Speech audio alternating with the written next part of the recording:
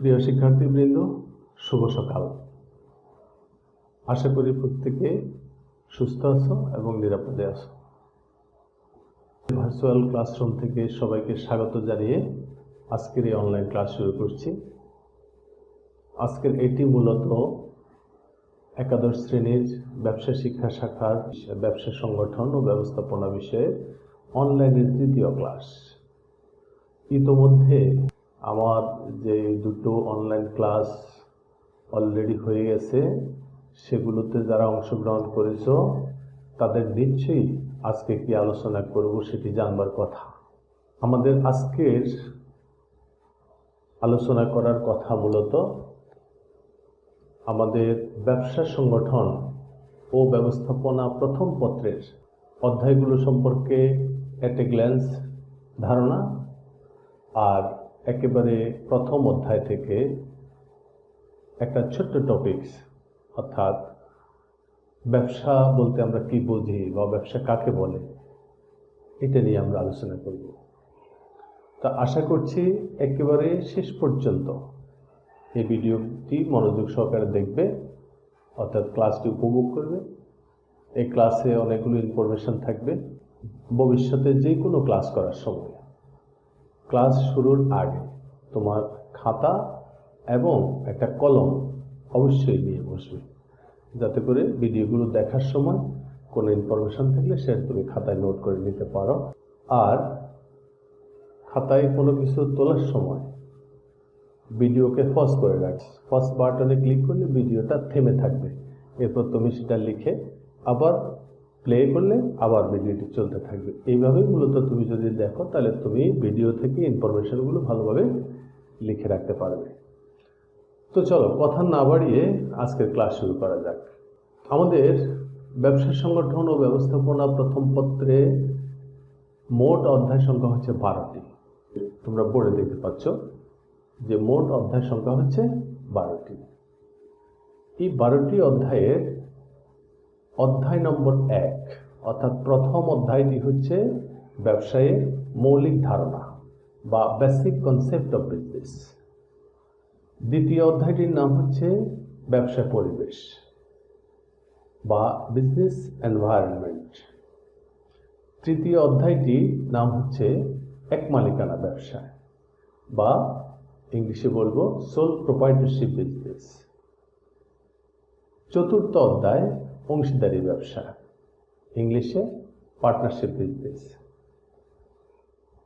পঞ্চম অধ্যায় যৌথ মূলধনী ব্যবসা, জয়েন্ট স্টক বিজনেস। ষষ্ঠ অধ্যায় সমবায় সমিতি, কোঅপারেটিভ সোসাইটি। সপ্তম অধ্যায় রাষ্ট্রীয় ব্যবসা, অর্থাৎ এটার ইংলিশটা হচ্ছে স্টেট এন্টারপ্রাইজ। আমরা আমাদের গত ক্লাসে বলেছিলাম, নিশ্চয়ই তোমাদের মনে আছে, যে আমরা ফার্স্ট ইয়ারে তোমাদেরকে প্রথম পত্র থেকে 7টি অধ্যায় পড়াবো, আর বাকি 5টি অধ্যায় পড়াবো আমরা সেকেন্ড ইয়ারে। এতক্ষণ আমি যে 7টি অধ্যায়ের কথা বললাম, এই 7টি অধ্যায় আমরা পড়াবো। এবার দ্বিতীয় পত্রের অধ্যায়গুলো আমি তোমাদের যে 6টি অধ্যায় আমরা প্রথম বর্ষে পড়াবো। প্রথম অধ্যায় হচ্ছে ব্যবস্থাপনার ধারণা বা basic concept of management. Chapter 2 হচ্ছে ব্যবস্থাপনার নীতি বা principal of management, principles of management. Chapter 3 হচ্ছে পরিকল্পনা প্রণয়ন ও সিদ্ধান্ত গ্রহণ, planning and decision making. Chapter 4 সংগঠিতকরণ, ইংলিশটা হচ্ছে অর্গানাইজিং। চ্যাপ্টার 5 কর্মী সংস্থান, যার ইংলিশটা হচ্ছে স্টাফিং। চ্যাপ্টার 6 নেতৃত্ব, ইংলিশটা হচ্ছে লিডারশিপ। ব্যবস্থাপনা মোট অধ্যায় 10টি, আর তার মধ্যে 6টি অধ্যায় আমরা এই প্রথম বর্ষে পড়াবো। তা আশা করি তোমাদের কাছে আমাদের যে এই 1 বছরের যে ক্লাস প্ল্যানিং, এটা নিশ্চয়ই তোমাদের কাছে পরিষ্কার করতে পেরেছি আমি। এইভাবে কিন্তু আমরা আমাদের ক্লাসগুলোকে প্ল্যান ওয়াইজ আমরা ফার্স্ট ইয়ারের মধ্যেই শেষ করতে হবে। তো এর মধ্যে আমাদের হয়তো পরিস্থিতি স্বাভাবিক হলে আমাদের একটা প্রথম বর্ষ টার্মিনাল পরীক্ষা হয়, এরপরে দুটো টার্মিনাল পরীক্ষা হতে পারে, তারপরে একটা বর্ষ সমাপনী হবে। তো কোন পরীক্ষায় কোন কোন অধ্যায় নিয়ে আমরা পরীক্ষা প্রশ্ন করব সেটা আগে থেকে তোমাদেরকে জানিয়ে দেওয়া হবে। এখন এই মুহূর্তে আর সেটা আমরা বললাম না, পরীক্ষা কখন হয় সেটার উপর ভিত্তি করে অধ্যায়গুলো বলে দেব। আমরা এখন পড়তে থাকি, তারপরে দেখা যাবে। তো আজকের আলোচনা ব্যবসায় সংগঠন ও ব্যবস্থাপনার প্রথম অধ্যায়, ব্যবসায়ের মৌলিক ধারণা বা বেসিক কনসেপ্ট অফ বিজনেস। এই অধ্যায়ের একেবারে প্রথম টপিক হচ্ছে ব্যবসাটা কি বা ব্যবসা কাকে বলে। বোর্ডে একটা ছবি দেখতে পাচ্ছ, এটা হচ্ছে একটা কারখানা। এখানে অনেক মানুষ কাজ করছে, কিছু একটা উৎপাদন করছে, দেখতে পাচ্ছ কোনো একটা পণ্য উৎপাদন করছে। এই পণ্যটা যেগুলো আমরা চূড়ান্তভাবে ভোগ করতে পারি সেগুলোই কিন্তু এইসব কারখানায় উৎপাদিত হয়। তারপর দেখতে পাচ্ছ একজন ডাক্তার, তিনি কি করছেন? তিনি সেবা দিচ্ছেন। কিন্তু তাহলে ওই কারখানায় উৎপাদন হচ্ছে কি পণ্য, আর ডাক্তার সাহেব দিচ্ছেন যেটা সেটা হচ্ছে সেবা, অর্থাৎ তিনি সেবা বিক্রি করছেন। আর ওই কারখানায় যে পণ্যগুলো উৎপাদন হতো সেগুলোও কিন্তু বিক্রি হবে। তাইলে কারখানা উৎপাদিত ওগুলো পণ্য যেটা বিক্রি হবে, আর ডাক্তার সাহেব যিনি সেবা বিক্রি করছেন। তারপরে ছবিতে দেখো কি করছেন ওনারা, কিছু পণ্যকে প্যাকিং করছেন, প্যাকিং। হ্যাঁ, তার পরের ছবিতে কি করছেন, কি দেখতে পাচ্ছ? মানে কিছু পণ্য সংরক্ষণ করে রাখা হয়েছে, যেটাকে আমরা গুদাম বলি, গুদামজাতকরণ করে রাখা হয়েছে। তারপরের ছবিতে কি দেখা যাচ্ছে? একটা ট্রাকে করে পণ্য নিশ্চয়ই কোনো একটা জায়গা থেকে আরেক জায়গায় নিয়ে যাওয়া হচ্ছে। তারপরে যে ছবিটি দেখা যাচ্ছে সেটাতে কি হচ্ছে? উনি ব্যাংক থেকে টাকা তুলছেন। তারপরে ছবিতে কি দেখা যাচ্ছে? এটাতে কি মিন করছে? এটা একটা নিরাপত্তা, মানে এই যে একটা আশ্রয়, একটা নিরাপদ বিষয় বোঝাচ্ছে এই ছবিটার মাধ্যমে। তারপরে ছবিটাতে কি বোঝাচ্ছে? কিছু একটা অ্যাডভার্টাইজ করছে, ঘোষণা দিচ্ছে, মানে তার উদ্দেশ্যে কোনো কিছু প্রচার করছে। তারপরে একটা ছবি দেখতে পাচ্ছ, কিসের এটা ব্যবসা, কি দোকান বলবো আমরা এটাকে? মুদি দোকান। তারপরেটা মণিহারি, তারপরেটা ওষুধ দোকান, তারপর সেলুন দোকান, এটা লন্ড্রি দোকান, এটা একটা ডিপার্টমেন্টাল স্টোর, এটা একটা আধুনিক শপিং মল। এই ছবিটাতে কি দেখতে পাচ্ছ? কেনাকাটা হচ্ছে, মানে বেচা কিনা হচ্ছে। এখানে একজন বিজনেসম্যান একজন কাস্টমারের কাছে পণ্য বিক্রি করেছে এবং তারা টাকার বিনিময়ে বা অর্থের বিনিময়ে ব্যবসায়ী পণ্যটি কাস্টমারের হাতে তুলে দিচ্ছে। তাহলে এতক্ষণ আমরা যে ছবিগুলো দেখলাম এগুলো মূলত সবই হচ্ছে ব্যবসা। হ্যাঁ, এক এক ধরনের ব্যবসা। আমরা ব্যবসাটা কাকে বলে মূলত এটা জানবার জন্যই আমরা এই ছবিগুলো এখানে উপস্থাপন করলাম। আমরা শুরুতে দেখিয়েছি, কিন্তু তোমাদের মনে থাকবার কথা, কি ছবি দেখিয়েছিলাম? ফ্যাক্টরি বা কারখানা। কারখানায় কি হয়? পণ্য উৎপাদন হয়। কেন পণ্য উৎপাদন হয়? পণ্যটা উৎপাদন হয় মানুষের ভোগের জন্য, কাস্টমারদের ভোগের জন্য। তাহলে এই যে পণ্য উৎপাদন করে কাস্টমাররা ভোগ করে, কাস্টমাররা কিভাবে ভোগ করে? সে পণ্যটা কিনে নেয়। এই যে বেচা কেনা, এর মধ্যে কি আছে? ব্যবসায়ীরা কেন পণ্য একজনের কাছ থেকে ক্রয় করে আরেকজনের কাছে বিক্রি করে? কেন পণ্য উৎপাদন করে? তার উদ্দেশ্য কি? তার উদ্দেশ্য হচ্ছে মুনাফা অর্জন করা। তাহলে দেখো, আমরা একটা শব্দ পেলাম এখানে মুনাফা অর্জন, আরেকটা শব্দ পেলাম পণ্য, আরেকটা শব্দ পেলাম আমরা সেবা, আরেকটা শব্দ পেলাম আমরা উৎপাদন, অর্থাৎ যেখানে কারখানা উৎপাদন হয়। আরেকটা শব্দ পেলাম আমরা বন্টন, অর্থাৎ যেটা একেবারে ওই যে শেষ ছবিটার মনে আছে তোমার, ওই যে কাস্টমার দোকানদার থেকে পণ্যটা নিচ্ছে, অর্থাৎ ব্যবসায়ী পণ্যটা বন্টন করে যার যার প্রয়োজন অনুযায়ী দিচ্ছেন, অথবা কাস্টমার যার যার প্রয়োজন অনুযায়ী দোকান থেকে এই পণ্যগুলো কিনে নিচ্ছেন তার হাতের কাছ থেকে। আবার মাঝখানে কিছু আমরা দেখলাম, আমরা কেউ পণ্য প্যাকিং করছে, কেউ পণ্য গুদামজাত করে রাখা হয়েছে, পণ্য এক জায়গা থেকে আরেক জায়গায় নেওয়া হচ্ছে, হ্যাঁ, তারপরে ব্যাংকের লেনদেন হচ্ছে, তারপরে ওই যে ছাতার নিচে দাঁড়িয়ে নিরাপত্তা, যেটাকে আমরা বুঝিয়েছিলাম, এই ধরনের একটা নিরাপত্তার বিষয় এখানে দেখানো হচ্ছে। আরেকজন মানুষকে কিছু একটা জানান দিচ্ছে, কিছু একটা কোনো একটা ইনফরমেশন বা তথ্য মানুষকে জানিয়ে দিচ্ছে। এই যে বিষয়গুলো হচ্ছে, এগুলোকে আমরা একটু সাজিয়ে যদি বলি, আমরা এখান থেকে একটা ব্যবসার সুন্দর সংজ্ঞা আমরা বের করতে পারি। তাহলে সংজ্ঞাটা কিভাবে বলবো আমরা? মুনাফা অর্জনের উদ্দেশ্যে পণ্য দ্রব্য, তাহলে আমরা কারখানাতে যেগুলো উৎপাদন হয় এটা হচ্ছে পণ্য দ্রব্য, ও সেবাকর্ম, ডাক্তার সাহেব যা দিচ্ছেন এটা হচ্ছে সেবাকর্ম। তাহলে আমরা আবার বলি, মুনাফা অর্জনের উদ্দেশ্যে পণ্যদ্রব্য ও সেবাকর্মের উৎপাদন, বন্টন এবং উৎপাদন ও বন্টনের মাঝখানে যাবতীয় বৈধ কার্যাবলীকে ব্যবসা বলে।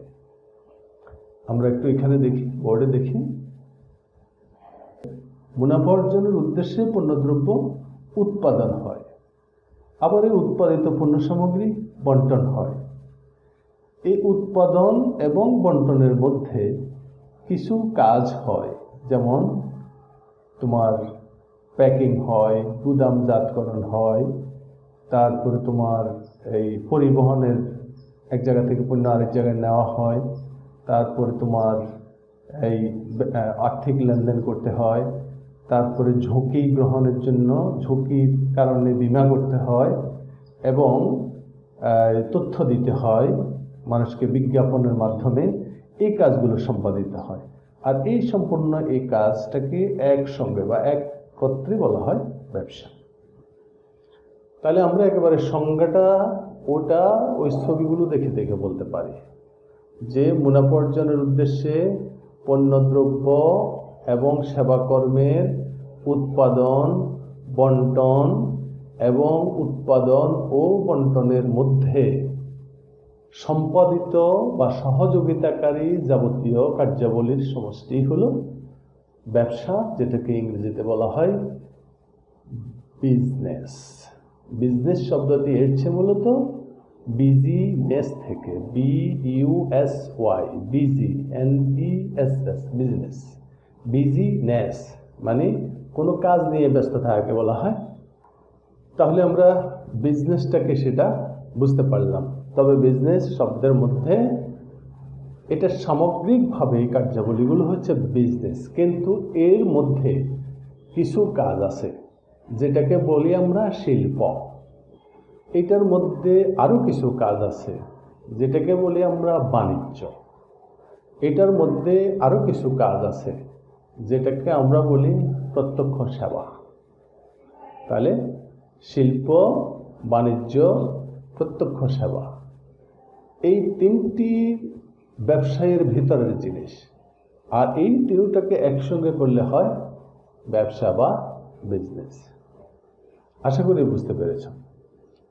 এরপরেও যদি বুঝতে কোনো অসুবিধা থাকে কমেন্টে প্রশ্ন করবে, আমি সেই প্রশ্নগুলো উত্তর দিয়ে দিব ওখানে। আমরা ব্যবসা বাণিজ্যের ছাত্র হিসাবে আমাদের শুধু কি এটুক শিখলে হবে? আমরা কি এখন আর শুধু 9-10-এ পড়ি? আমরা এখন 9-10-এ পড়ি না, আমরা এখন কলেজ স্টুডেন্ট। আমরা এখন একাদশ শ্রেণীতে পড়ি, কদিন পরে দ্বাদশ শ্রেণীতে উঠব। দ্বাদশ শ্রেণী পাশ করে আমরা তারপরে বিশ্ববিদ্যালয়ের ছাত্রছাত্রী হয়ে যাব। আমরা সেখানে বিবিএ পড়ব, আমরা এমবিএ পড়ব। তো সুতরাং আমাদেরকে এই পরিসরে এসে আমাদেরকে এত সিম্পল কিন্তু জানলে হবে না। বিজনেস স্টাডিজের প্রথম শব্দটাই হচ্ছে বিজনেস। তো বিজনেসটাকে একটু ভালো করে জানতে হবে না, যাতে করে যে কোনো জায়গায় বিজনেস নিয়ে কথা উঠলে আমরা পার্টিসিপেট করতে পারি। অর্থাৎ যারা বিজনেস নিয়ে পড়াশোনা করেনি তাদের চেয়ে আমরা যেন একটু ভালো বলতে পারি, তাহলে তো আমরা সত্যিকারের বিজনেস স্টাডিজ পড়ছে বলে আমরা প্রমাণ করতে পারব। তো সেই হিসাবে অবশ্যই এই শব্দটা আমাদেরকে ভালো করে বুঝতে হবে, আমাদেরকে ভালো করে জানতে হবে, এবং একই সঙ্গে একটা ইংরেজি সংজ্ঞা অবশ্যই মুখস্থ করে রাখতে হবে। কারণ বিজনেস স্টাডিজের স্টুডেন্ট হিসাবে কোথাও ইন্টারভিউতে আমাদেরকে জিজ্ঞেস করতে পারে, আচ্ছা বিজনেসের একটা ইংলিশ সংজ্ঞা বলেন তো, অথবা আমাদেরকে প্রশ্নটাই করলো ইংরেজিতে, আমাদেরকে বাংলাতে প্রশ্ন করেনি, আমাদেরকে বললো হোয়াট ইজ বিজনেস। তোমাকে জিজ্ঞেস করা হলো তুমি কোন গ্রুপে লেখাপড়া করছো, তুমি বললাম বিজনেস স্টাডিজে পড়াশোনা করছি। হ্যাঁ, আমি বিজনেস স্টাডিজ ফ্যাকাল্টির ছাত্র, বলতে পারো। তোমাকে চট করে জিজ্ঞেস করলো যে হোয়াট ইজ বিজনেস, সেক্ষেত্রে তুমি কি বাংলা উত্তর দিলে চলবে? নিশ্চয়ই না, তোমাকে অফকোর্স ইংলিশে উত্তর দিতে হবে। তো ইংলিশে উত্তর দেওয়ার সবচেয়ে সুন্দর হচ্ছে বিজনেস সম্পর্কে একটা ইংলিশ সংজ্ঞা জেনে রাখা। একটা ইংলিশ ডেফিনেশন জেনে রাখলে তুমি যে কোনো পরিস্থিতিতে তুমি অন্তত ওই সংজ্ঞাটা জানা থাকলে তুমি পরিস্থিতি ফেস করতে পারবে। তো চলো আমরা একটা ইংলিশের সংজ্ঞা দেখি। বিশিষ্ট চিন্তাবিদ, গবেষক রজার ডব্লিউ ব্যাবসন। রজার ডব্লিউ ব্যাবসন তিনি এই ব্যবসায়ীর একেবারে চমৎকার একটা সংজ্ঞা দিয়েছেন, যেই সংজ্ঞার মধ্যে মোটামুটি সব কথাই সুন্দরভাবে চলে এসেছে।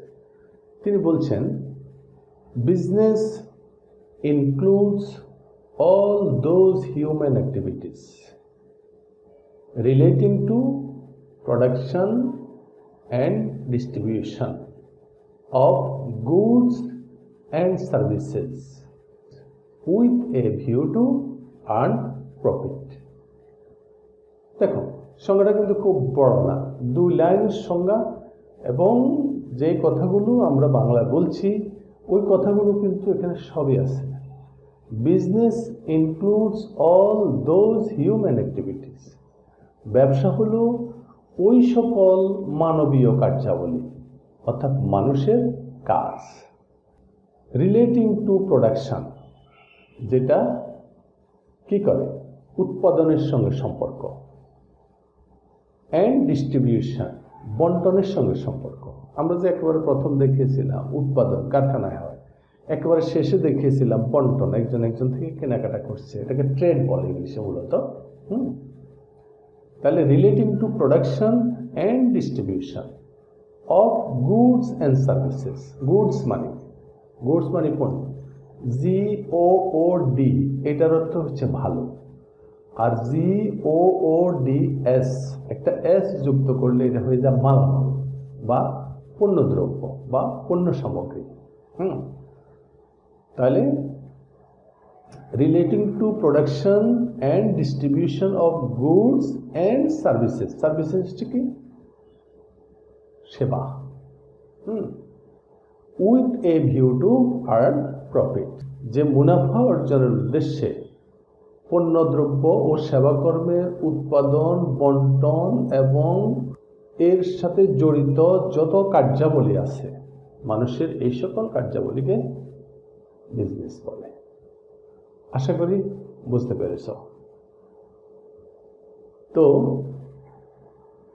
ছোট ছোট করে ক্লাস নিব, ছোট ছোট টপিক্সের ক্লাস দেব এবং একটি ক্লাসও তোমরা চেষ্টা করবে যাতে মিস না হয়। আর আমাদের পেজে প্রত্যেকটি ক্লাসের ভিডিও তো যেমন আছে, কোনো কারণে যদি কেউ মিস করে ফেলো আজকের ভিডিওটি, তাহলে পিছনে দিকে গিয়ে ভিডিওগুলো পেয়ে যাবে। পেজে গিয়ে ভিডিওজে ক্লিক করলে ভিডিওগুলো তুমি খুঁজে বের করতে পারবে, সেখান থেকে নিয়ে ক্লাসগুলো দেখে ফেলবে। আর এই পেজে যখন ক্লাস নিতে নিতে একসময় অনেক ভিডিও হয়ে যাবে, তখন কিন্তু তোমাকে সেখান থেকে এই ভিডিওগুলো খুঁজে পাওয়াটা কঠিন হয়ে যাবে। সেক্ষেত্রে তুমি কি করবে, তুমি প্রত্যেককে দিনই ক্লাসগুলো করে ফেলবা, যাতে করে তোমার আর কোনো পিছনের ভিডিওর দিকে আর খুঁজবার প্রয়োজন হবে না। তো আজকে একটা হোমওয়ার্ক দেব। হোমওয়ার্কটা হচ্ছে, তোমরা প্রত্যেকে তোমাদের যে বাড়ির পাশে যে বাজার আছে অথবা কিছু দোকান ঘর তো আছে, তাই না? বিভিন্ন ধরনের দোকান আছে, সেখানে মুদি দোকান, মনোহারি দোকান, তারপর সবজি দোকান, তারপর তোমার ডিসপেন্সারি, সেলুন দোকান, কাপড়ের দোকান, তারপর তোমার খাবার দাবারের দোকান, এই ধরনের অনেক ধরনের দোকান আছে। কোনো একটা দোকানে গিয়ে অথবা দোকানের বাইরে থেকে অথবা দোকানে ঢুকে যদি এরকম পরিচিত কেউ থাকে তার সঙ্গে কথা বলে বা নিজে অবজার্ভ করে, অবজার্ভ মানে তুমি কি করবা, তুমি এটা বুঝতে চেষ্টা করবা, হ্যাঁ, যে কি করে, দোকানদাররা কি কি কাজ করে। কাজ ওনারা কিন্তু অনেক কাজ করে, তুমি খেয়াল করলে বুঝতে পারবে যে ওনারা কি কি কাজ করে। এর আগে ওনারা দোকানের জন্য কি কি কাজ করছে, করে ফেলেছে, এখন কি কি কাজ করছে, আরও কি কি কাজ উনি করতে পারে, এই ধারণাগুলো কিন্তু তুমি নিতে পারবা। এই ধরনের তুমি 10টা কাজের, দোকানদারকে জিজ্ঞেস করার দরকার নাই, দোকানদার ব্যস্ত মানুষ, ওনাকে জিজ্ঞেস করলে ওনার সময় নষ্ট হবে, তোমার উপর বিরক্ত হবে, সুতরাং ওরকম জিজ্ঞেস করার দরকার নাই। তুমি হয়তো কিছু কেনাকাটা করতে যাবে, অল্প একটু কেনাকাটা করতে গিয়ে ওই দোকানে ঢুকবে, তারপর দোকানের উনি কি কি কাজ করেন অল্প কতক্ষণ একটু দেখবে। আর যদি নিজস্ব কেউ হয় তাহলে তো তোমাকে আর ওখানে বসতে দিবে, তুমি বসে এটা বুঝতে পারবা, জানতে পারবা। তাহলে এটা হচ্ছে হোমওয়ার্ক। একজন ব্যবসায়ী কি কি কাজ করে এটা তুমি তোমার চিন্তা থেকে, অথবা তুমি কোনো একটা ব্যবসা প্রতিষ্ঠানে গিয়ে, অথবা তুমি তোমার আব্বুকে অথবা বড় ভাইকে জিজ্ঞেস করে এই তথ্যগুলো নিতে পারো যে একজন ব্যবসায়ী কি কি কাজ করে। এটি হচ্ছে হোমওয়ার্ক। এবং ওই 10টি কাজ, কমপক্ষে 10টি কাজের নাম তোমাদেরকে আগামী ক্লাসে বলতে হবে। কীভাবে বলতে হবে, ও যে এই আগামী ক্লাসের ভিডিওতে কমেন্ট করে দিতে হবে। এটা হচ্ছে তোমার বাড়ির কাজ।